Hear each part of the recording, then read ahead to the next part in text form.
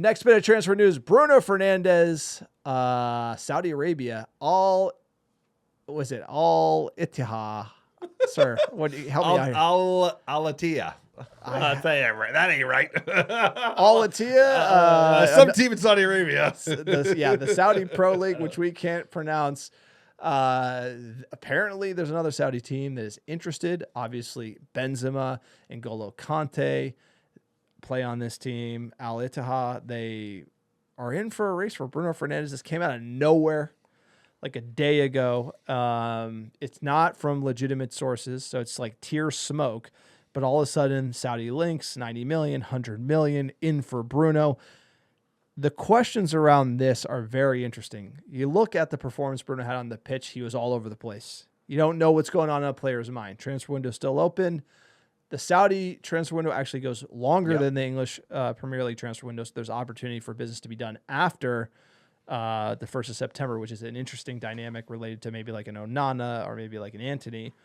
But with Bruno Fernandes turning down the original Saudi move and then looking at another team wouldn't come in for him if he wasn't interested in Saudi Arabia. And you have to imagine his agent, if somebody is putting a bid in, there's got to be something in this, because maybe Bruno turned him down and then now he might be thinking about it. I don't know what happened in preseason. I don't know what's going on behind the scenes with this roster. Maybe the role that he's playing deeper in the midfield, maybe it could convince him to want to leave. But a club usually doesn't come in and bid strong after they've already turned down a move to that league if there's not some sign that they would accept it. This is me reading the tea leaves on lower tier sources.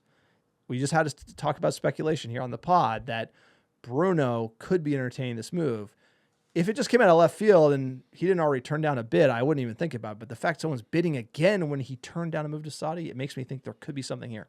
No, famously, of course, Al Nassr came after, Bruno Fernandes, Manchester United's talisman and number one star early in the window. We thought there was real legs in it. He shut it down, turned the club down and said, hey, I want to play the highest level. The fact that now we're at the end of the window and there apparently were secret talks with the agent, he's more positive than it sounded. I think he's probably realized, like, I ain't winning shit with this team. I might as well get fucking paid. And I get so much stick even from my own fans, let alone rival fans. Like, why don't I just go get a payday and play in a league that nobody cares about? So you could understand why he would do it. The fact that the rumors are still going on, maybe that just clicks, but there's something here because you think it's. I bet it's a bit of both, because like Al-Ittihad probably wants the shine of having us even talk about them in the first place. Like, who else are you talking about? Al-Ittihad. Well, here's the rumor. It's that he had held a secret meeting and demands huge contract. Of course he would get. You wouldn't go to Saudi Arabia for the fun of it. For the record, the reason why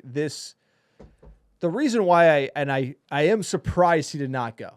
I am very surprised he didn't go with the first bid, because INEOS are willing sellers, and this is like huge money, and it's JG Wentworth, I need cash now. This is like cash in your account they pay up now. front. They're not paying over installments. They're paying up front. And this would be huge for Manchester United to be able to do other critical moves in the team. Also, bringing in the amount of 10s that we have, you had to get rid of a 10. You had to get rid of a Mount. You had to get rid of a Mod. You had to get rid of Bruno. You can't sign two and just put them on top of each other. We can see right now, there's just like Mount and Bruno playing deep midfield roles against Fulham for 15. What are we doing? That's not like you're playing players out of position. And I just feel like United have surplus players. Bruno is our captain, so you don't just willingly sell your captain. But if someone came in for 120, 130, United would be a yes. And then it's a, hey, Bruno, how much money do you need? Oh, by the way, we have plenty of it. And so I felt like something would happen. So do I think he's going to go? No. Do I think there's talks going on? Yes. His agent was in Saudi for the initial bid, so he must have met other clubs and has other connections. So it's not like this is coming out of left field. And he will probably go. If it's like Messi, Ronaldo money, he would probably go to Saudi, and United would take the bid. And if he doesn't go this summer, he'll probably almost certainly go next summer, because we're going to continue to languish. There's still going to be value from Bruno Fernandes. He's a producer. He's got legs in it, especially if he's going to the Saudi league. And they still need to gin up that fake league, because they have a long way until their World Cup. It's basically a fake league. Tell me how you really feel about that. They have like less than 1,000 people at the game. But I would take their money. It's good money. And at the same time, the team is all over the place. But we're also in a position where we're selling the players that have value. Like we're selling Højlund because someone will actually buy Højlund. No one wants to buy Garnacho or Anthony or Sancho. And that's kind of a problem to be in. We need to sell to buy, but we're forced to sell our valuable assets because there's actual market there versus anybody want to buy Jadon Sancho and give his agent $10 million? No, of course. But okay, question for you. If you could sell Bruno Fernandes for 100 million and get Balaba, would Manchester United be better? Would you do that deal? Yeah, probably. You know, if I'm looking objectively at it, say like, yeah, would you sell a 30-year-old for a 21-year-old, like for like, not like for position, but like you basically use that 100 million that they give us to give it to Brighton? You would say yes, because he's a win now player. We're not going to win now. We need a couple of years to get this team up and running. Best case scenario. So you would take that deal. I'm a huge Bruno fan.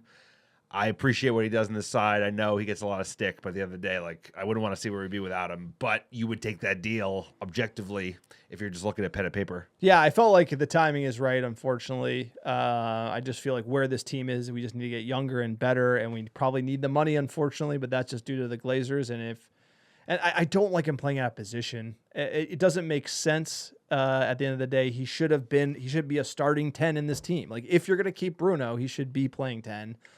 And you can't keep him on the field with those two dogs we just purchased in Cunha and Mbumo. And so it becomes this, we have too many good players in the same role, and you got to sell one of them, or at least not. You had to not sign Mbumo. Or they sell Kobe. Like, who knows what they're going to do? I don't know what they're going to do because you're so lopsided, the squad. Like, you can't, you shouldn't have signed Mbumo. Like, where's the director of football? Oh, yeah, we fired that guy. And this is kind of when you get into, like, the FIFA math where you're like, you're taking Bruno, put him at 6. Manu goes from a 10 last season to 6. It's just all over the shop.